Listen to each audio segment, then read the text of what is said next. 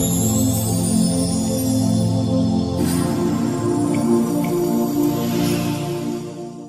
morning. Today is Tuesday. We are August 22nd. The time right now in Singapore is 11:13 in the morning, and overnight markets has been pretty quiet on a relative basis. Rising yield, which is currently the 10 years treasury, is at a 15 years high, and that is putting a cap on risky assets, including equity markets. Now, what you can see in front of you is the 4 hours micro E-mini futures, on the Dow. We can say the Dow actually registered a marginal low overnight at 34,308, and this is about the only equity index that actually registered a marginal low. We don't have the same thing in the Nasdaq or even the S&P 500. So we can see that on a relative basis, the market is still waiting for something to happen, and that something is probably going to be what happens at the Jackson Hole symposium, which is an annual gathering of central bankers, economists, and analysts, after which the Fed chairman is going to release a statement. And of course, the market will be looking forward to what the Fed chairman is going to say about interest rates, about the economy.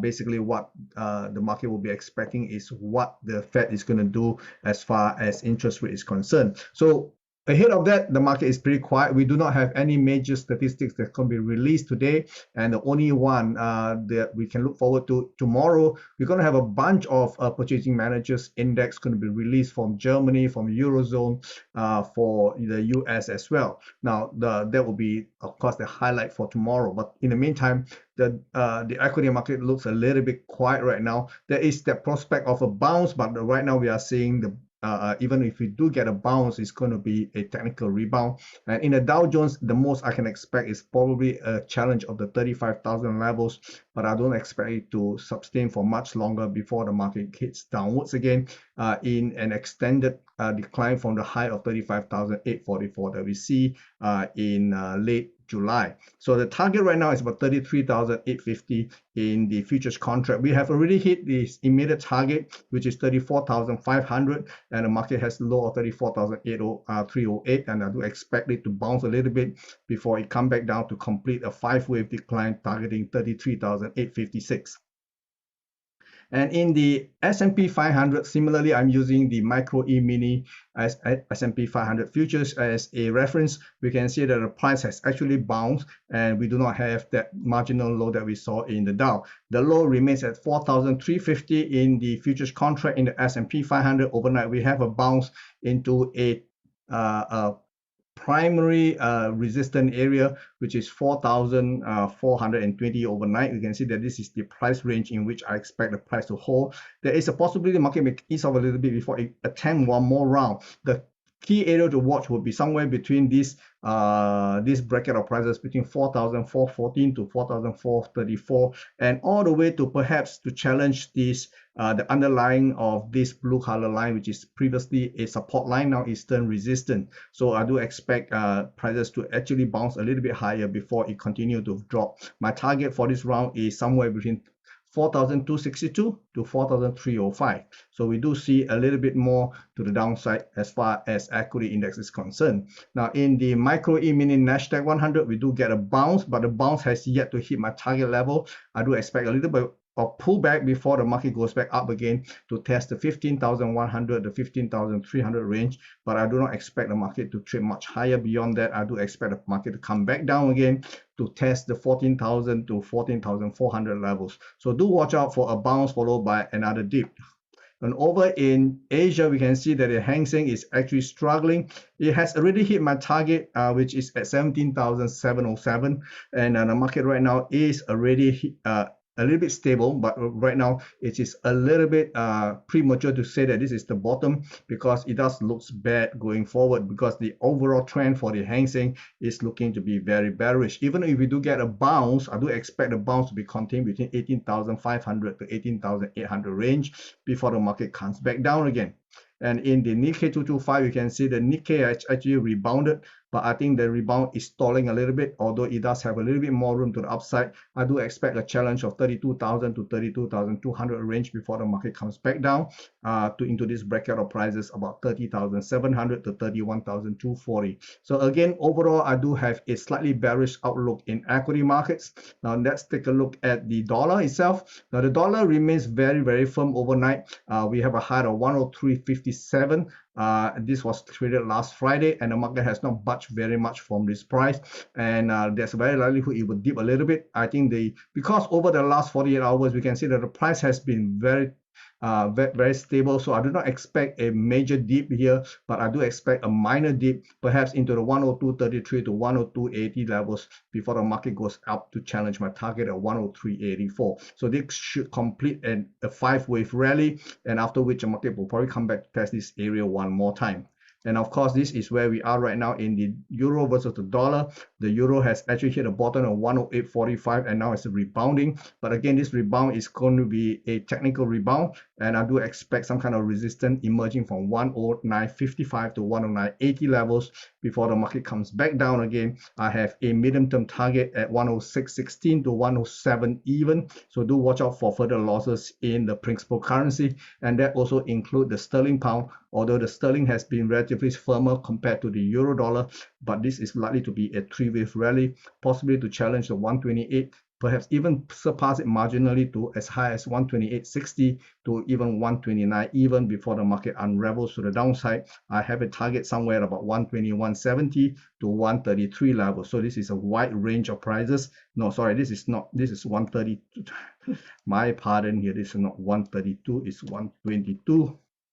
So if we round the number, it should be anywhere between 120, 170 to 123 even. Okay, and over in the Aussie, we probably have seen a bottom for now in the Aussie. The low traded is 0.6364, and this was traded last Thursday. Market has been doing practically nothing. It has been moving sideways with the potential to rebound, but I expect the rebound to be kept below the 0.66 levels before the market comes back down again. I do have a target. This is the October low at 0.6170. So this entire range, about 60 cents to 62 cents, is going to be my medium-term target for the Aussie markets.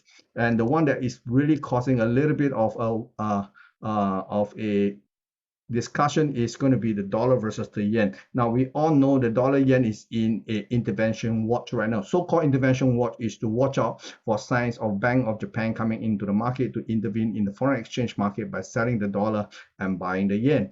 Now 146 is particularly crucial because the last time this price actually was traded was in September last year, in which the Bank of Japan came in to intervene very aggressively, which took the dollar yen from 146 to 140 all within 24 hours. So that was a 600 pips drop, and obviously now the market is also very cautious, but it does seem that the market participant wants to take the market higher. There are talks that maybe the intervention level is at 150, so we do not know for sure. But anyway, anything above 146 is going to be very, very heavy to be holding a long position, and there is no basis to go short the dollar yen as yet because the fundamentals still support a strong dollar scenario. So at the most we can see is a 3-way pullback, technical pullback, maybe to about 144.40 to 144.80 levels.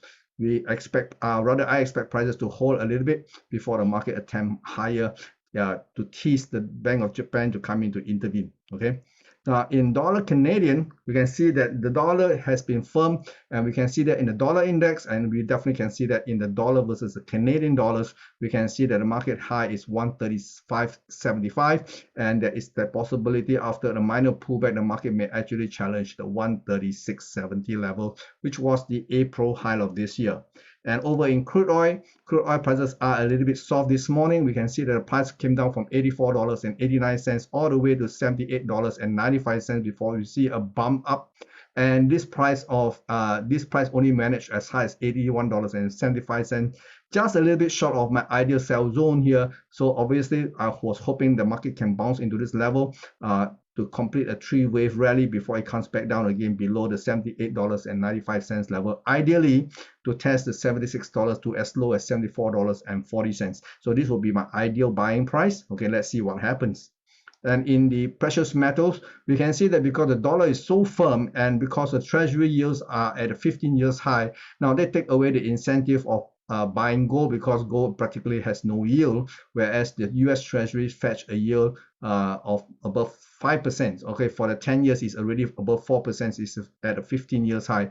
So we can see that speculators have shifted their money to be holding US Treasuries rather than holding on to gold. So unless dollar start to come back down, it's very difficult for precious metal to rally. So in that case, if we do get any kind of rally, it's probably going to be contained. I suspect if we're going to get a more robust rally, 1,918 to 1,928 is probably going to be the maximum you can go, although we do see there's a likelihood of another decline in the precious metal market, and let's see what happens going forward. But I do expect unless the dollar come off, the precious metal complex is highly unlikely to rally.